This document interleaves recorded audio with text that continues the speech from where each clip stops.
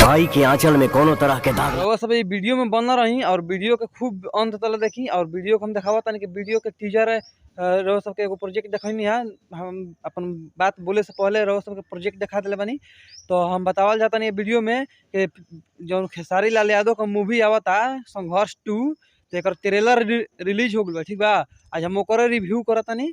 Trailer release हो गल बाटे और एमे काम करे बड़ी खेसारी लाल यादव के बेटी भी और पवन सिंह के फिल्म भी आवता हर हर गंगे। देखिए खेसारी लाल यादव के फिल्म 25 अगस्त के रिलीज होने वाला रहे, सिनेमा घर में लगे वाला रहे।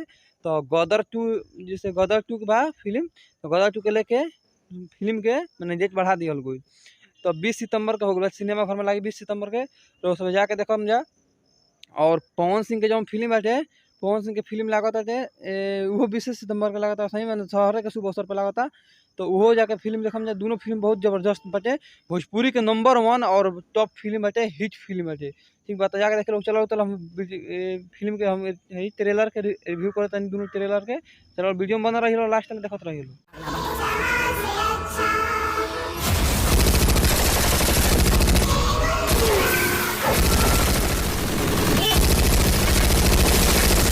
देखनी है जानू जो खेसारी लाल यादव अगला बंदूक लेके माने का जाने पता ना चाइनीज बंदूक हिया कि कौन बंदूक हिया बाकी नकली बंदूक हिया। ये सब कोई जानता कि नकली हिया, असली तक केहू लेके कैसे करी नेक्स्ट शूटिंग नकली हिया।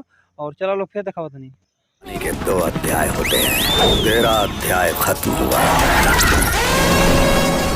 तार लोग के एगो सीन देखे के मिलल होई का फिल्म में मिली कि जे कि खेसारी लाल यादव जहाज पानी में के जहाज से शूटिंग कइले बाड़न। हाँ तो ई एगो सीन सही बाटे, ई एगो असली सीन ह, नकली सीन ना ह ठीक बा। बहुत जबरदस्त सीन बाटे लियाइल बाटे। संघर्ष 2 एजा के फिल्म ना दुबई के शूट कइल ह ठीक बा। बहुत जबरदस्त हटे ई ला लुक बाटे।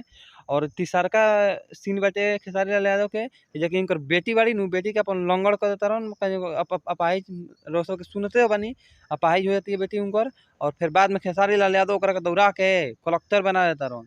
वो बेटी अपन आके झंडा लहरावतिया अथी पे बॉर्डर पे झंडा लहरावतिया और उजा एगो शायरी बोलल बाटे रोज सबके सुनावतानी सुनी जा।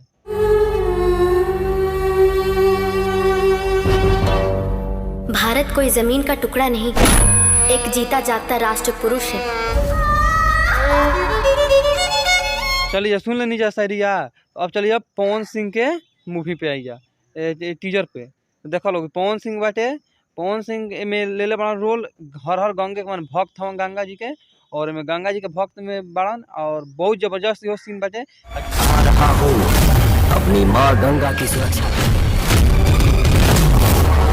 में एगो नकली चीज देखावल बा जैसे खेसारी लाल में एगो बंदूक नकली देखावल बा तो इनकरो में एगो और नकली देखावल बा कि देखा लोग जौन कान्हा फले के मगरमच्छ के बड़ा नु मगरमच्छ मुंह खोलता तो मगरमच्छ ये असली ना हो। चलो पूरा ऐसा ना पूरा विश्वास हो कि फिल्म आवे में कुछ ना कुछ चेंज कर ले हो कैसे कि टीजर ओकरी रिलीज हो रहे तो ओकरे हम कुछ बतैले रही कि चेंज करे के चाहिए तो चेंज हो गई लोग के ढेर लोग कह के चेंज होके चाहिए चेंज हो गई। हम गंगा के अपन माई माने नहीं, हम माई के आंचल में कोनो तरह के दाग ना बर्दाश्त कर। ठीक बात चलो वीडियो का मेजर रोका था नहीं तब तक के लिए फिर मिला दूसरा का वीडियो और न्यूज बनी हो न्यूज खातिर तैयार रहिए। तो भाई लोग जो हमारे चैनल के सब्सक्राइब नहीं कैले चैनल के सब्सक्राइब कर ली और बेल आइकन दबा के ऑल कर दी कि जब भी हम वीडियो डालें तार लोग के पास नोटिफिकेशन पहुंच जाए। हमारा नया चैनल है अहिरान म्यूजिक लेवल अजय भाई फेसबुक पेज पर देखा तो फेसबुक पेज के फॉलो करे और यूट्यूब पर जाकर सर्च करे अहिरान म्यूजिक लेवल और चैनल के सब्सक्राइब करे। जय भोजपुरी समाज। चलो फिर मिलते हैं नेक्स्ट वीडियो में। जय भोजपुरी समाज।